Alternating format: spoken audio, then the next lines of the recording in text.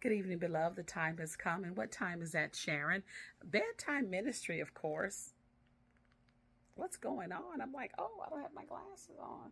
Sorry. I have braids, and so it kind of gets stuck in the braid, and then it hurts. And are they lopsided? Oh, well. It's bedtime. They're about to come off, anywho.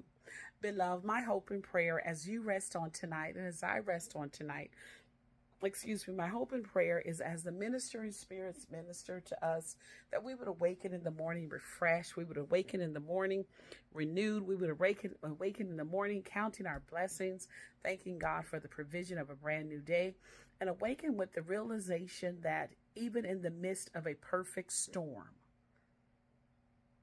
God still answers prayers.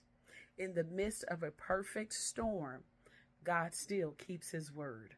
So tonight in Bible study, Acts chapter 27, we discovered that as the Apostle Paul was on the ship making his way to Rome, that there were 203 score and 17 souls on that ship, and they came up against winds and waves and a perfect storm. But God had said, he spoke to the Apostle Paul, and he let him know that no one on that ship, on that boat, was going to be lost. They were all going to make it. And so also in last week's lesson, the 26th chapter of Psalms, we find that,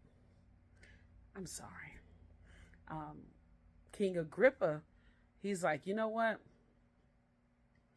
He could have been set at liberty, but he appealed to Caesar. So now they're doing what? Taking him before Caesar. But the Apostle Paul lets the people know, look, just stay on the ship. Just stay on the ship. If you're going to make it, stay on the ship. But the angel of God spoke to me and said, no one is going to be lost. No one. We're all going to make it. And beloved, they made it. Some swam to land. Some rode on boards to land. And some were on broken pieces. Beloved, but they made it. So I don't know what storm you're in, which storm you're in, which storm you're coming out of, which storm you are about to go into. I don't know that, but we all face these storms. My hope and prayer is that we know we're going to make it through. We might swim through. We might come on some boards to get to land.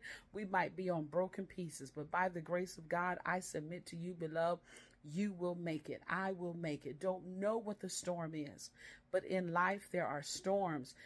I'm sorry, I don't recall who quoted it, but he said, we're either in a storm, coming out of a storm, coming out of, or about to go into, beloved. And when you are not in a storm, that God that you serve in the time of peace, let him be the same God that you serve as you're coming out of and as you are in the midst of. Hold to God's unchanging hand. So my hope and prayer, as the ministering spirits minister to you on tonight, and as they minister to me on tonight, that we awaken in the morning with the revelation. Hey, even in the midst of a perfect storm, God sees us through. And as I love to say, deuces.